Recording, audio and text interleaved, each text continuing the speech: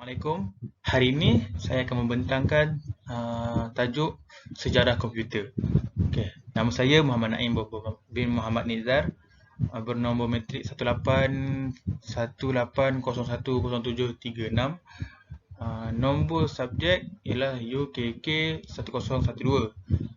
dan subjek ini bernama asas komputer.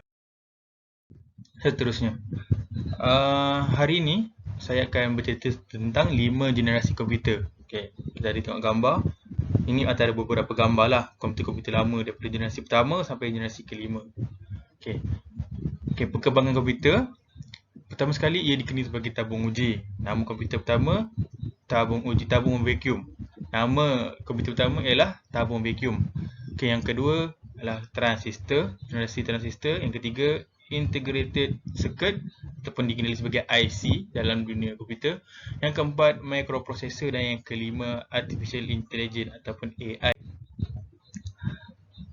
Okey, yang pertama ialah komputer tabung vacuum. Tabung vacuum ni bukan vacuum kat rumah tu, bukan.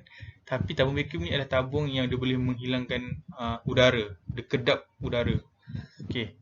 Kegunaan komputer ini adalah seperti makna yang saya maklum dari awal. Komputer yang dihasilkan daripada generasi pertama sampai generasi kelima ialah asas dia ialah memproses maklumat. Penting sama ada output, input, output data, seterusnya dia menyimpan data. Okey. Kelemahan komputer generasi pertama ni ialah ia cepat panas. Ia memerlukan banyak air cooler dan menggunakan banyak sumber elektrik. Ianya mahal kerana terlampau besar. Hanya boleh dimiliki, sebelum saya ke slide lain, ianya hanya boleh dimiliki oleh syarikat-syarikat besar sahaja kerana ia besar dan mahal. Seterusnya kita ada transistor. Generasi transistor ni dia mengurangkan saiz. Dia mengurangkan saiz komputer tadi. Seperti mana saya cakap pada awal, fungsi masih sama. Fungsi masih menyimpan data, memproses input dan output data. Okey, antara kelebihan generasi transistor ni ialah ini lebih kecil dan ianya kurang panas. Proses penyimpanan data lebih laju. Dan ianya mengubah daripada menggunakan tabung vacuum kepada menggunakan transistor. Dan dia kurang panas lah tadi saya cakap.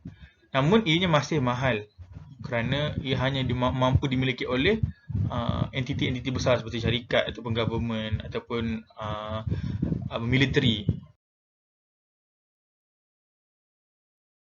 Kita ke integrated circuit. Integrated circuit ni kalau kita nak tahu dia macam chip lah. Chip awal, chip pertama yang menggabungkan transistor, kapasitor dan juga resistor. Okey, itu antara contoh komputer generasi ketiga, integrated circuit IC. Antara kelebihan dia ialah satu circuit ni mampu mempunyai banyak transistor, resistor dan kapasitor. Kalau tak silap berdasarkan pembacaan saya, satu IC ni mampu mengumpul sehingga 30 transistor, resistor dan kapasitor. Saiz komputer makin kecil, dia lebih efisien untuk digunakan berbanding dua generasi yang pertama. Dia lebih laju dan dia lebih berkesan. Kita ada generasi keempat iaitu microprocessor. Microprocessor ni dia dah macam komputer zaman moden yang kita nampak sekarang, atau kita panggil PC. Dan kelebihan dia ialah dia gunakan VLSI. VLSI ni ialah besar lagi daripada IC. IC tu integrated circuit, yang ni kita gunakan very large. Tak ingat. Dia ada perkataan dia VLSI circuit ni.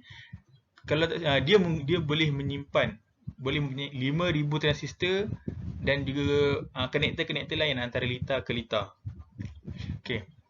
VLSI tadi. Dan dia lebih kompak, dia lebih mudah digunakan, mampu milik dan juga mampu menampung bahasa komputer baru seperti C++. Kalau kita tengok tadi, komputer tadi dia ada warna hijau tadi, tulisan warna hijau. Dia ada bahasa-bahasa komputer, bahasa-bahasa data. Antara komputer-komputer microprocessor, dia mampu menampung bahasa C++. Generasi kelima iaitu AI, Artificial Intelligence.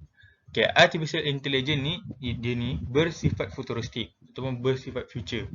Terdapat dua pendapat dalam AI ni sendiri. Pertama sekali, dia ni tidak terhad kepada satu design sahaja. Ada pakar IT, pakar ICT kata mengatakan bahawa AI ini telah digunakan zaman sekarang. Iaitu seperti mana kita tengok laptop, PC-PC yang banyak digunakan untuk main game yang bersifat futuristik. Maksudnya dia dah ada, bukan dia benda tak ada, dia benda dah ada. Dan ia ni tidak terhad pada satu design saja, sebab AI ni digunakan dalam robot. Maksudnya sistem komputer berrobot. Dan juga dalam kereta, seperti kita tengok ada dalam dalam movie-movie sebahagian kereta telah mula menggunakan AI untuk memandu dan sebagainya. Dan kenapa dipanggil AI? Sebab ia mampu mengendalikan program secara tanpa kendalian pengguna berterusan. Maksudnya kita setting, dia boleh kendalikan program itu sendiri, memproses program itu sendiri. Dan dia mampu menggunakan bahasa komputer yang tinggi seperti C++, Java dan .NET. Okay. Itu sahaja daripada saya. 5 generasi komputer daripada awal sampai akhir.